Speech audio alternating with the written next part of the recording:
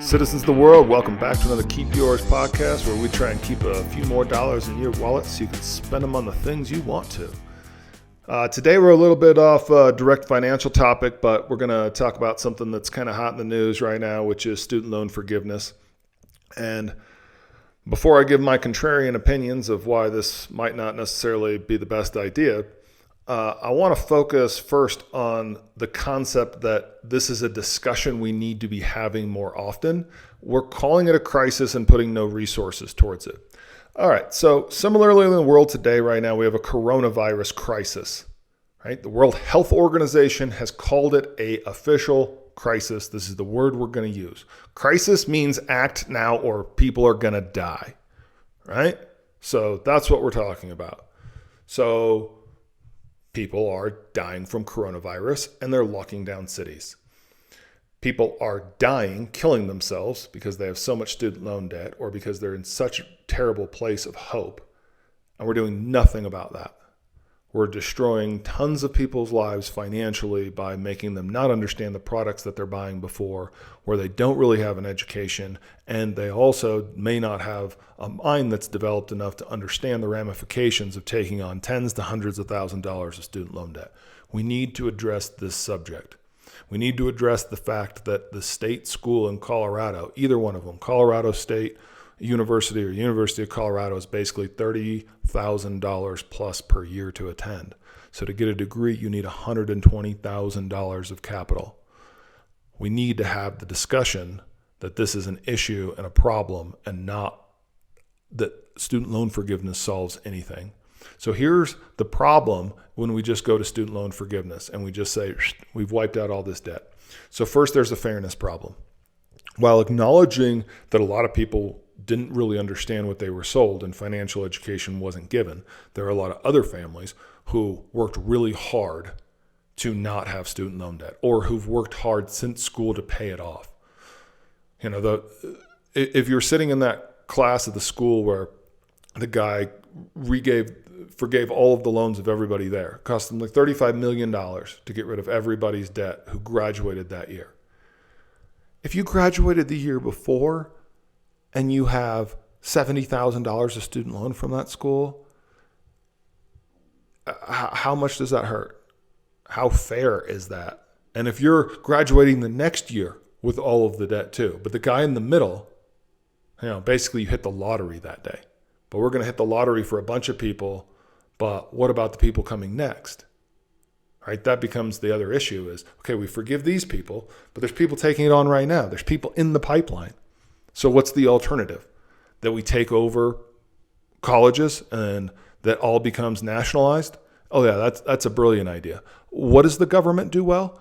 The real problem is the other public education system below colleges is set up for everyone to go to college when only 1 out of 3 people is going to graduate from college. But 94% of parents think their kids are going. That's the problem we need to deal with.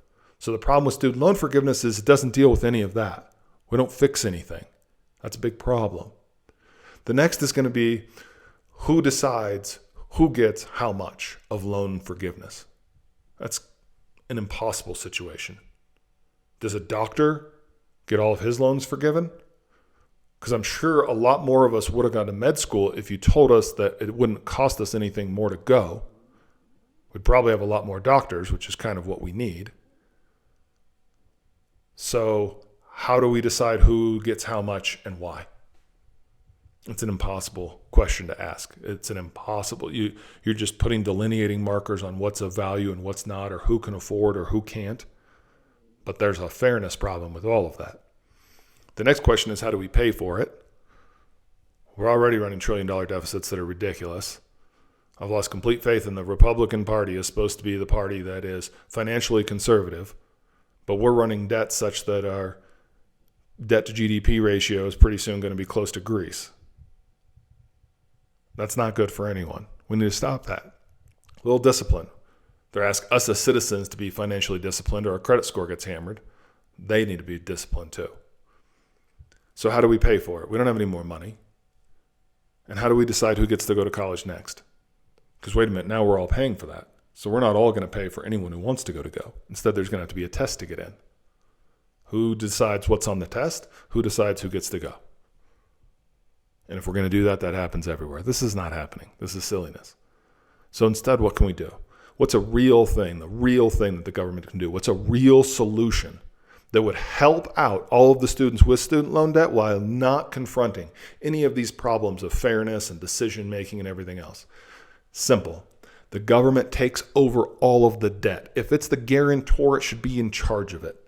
Companies shouldn't be allowed to charge students 8%, 13, 15% interest because they come from families who didn't understand how to build credit beforehand, and now they're asking for some.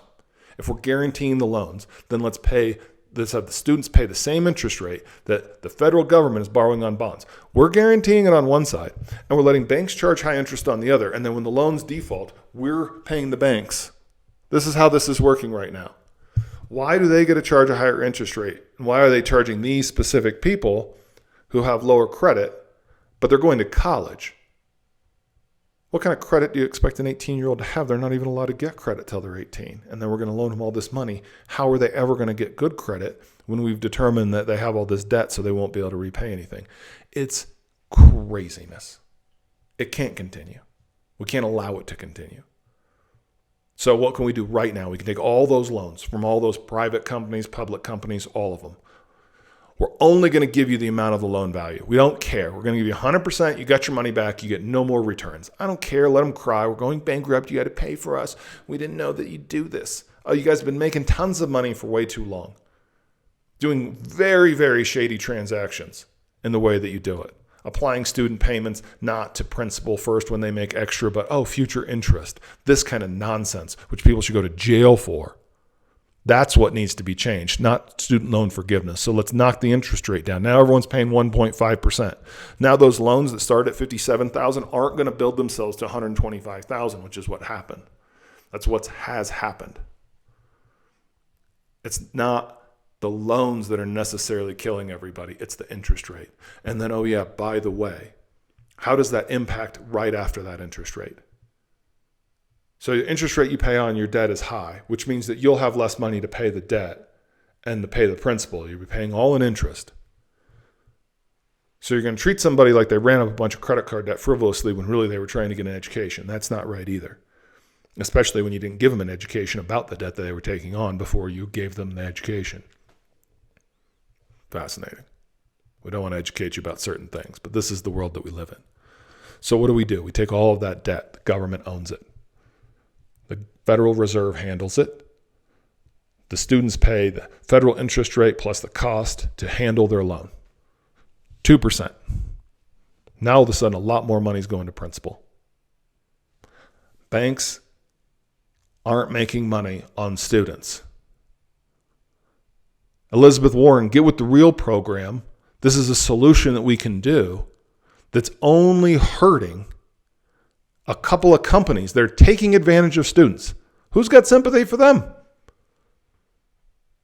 They should be so heavily regulated. This should be so tightly looked at. It is such a huge federal program because we're guaranteeing all of the debt. So we should be overseeing that and having insight into it. Congress, be ashamed. You should be looking into this. You should be holding these people accountable, and you can and should pass a law that mandates that all of that debt be held by the government. Especially debt going forward. Now you can at least start fixing what's in the pipeline. Next, we can start educating our students on what they need to do to make sure that they don't go into debt to begin with. We can get more companies to try and sponsor it. We can change the tax law such that if you pay for somebody while they're going to school, that's tax-free to the student. But if we pay them after they got out of school to pay off that same debt that was used for that school, they have to pay taxes on that as income. That's not right. Come on. Why shouldn't it be both sides? I'm helping you after. I'm helping you during. It seems the same to me. So there's things we can do to fix this to make it easier. That'll help more companies, help more students after college. The other thing we need to do is have an honest discussion about what a degree is worth and who's graduating. But that's for another time. Hopefully today you got a few of these problems with student loan forgiveness, the fairness of it, and some real fixes of things we could actually make change of in this world that I hope somebody listens to. But I'm just a guy with a mic. Thanks for listening. Hope to catch you next time. Thanks for listening to the Keep Yours podcast. If you like what you've heard, head on over to iTunes to subscribe and leave us a review. This will help us reach more listeners, grow the show, and keep putting out more episodes like this one. Check out show notes and more resources at www.keepyours.org. See you next week.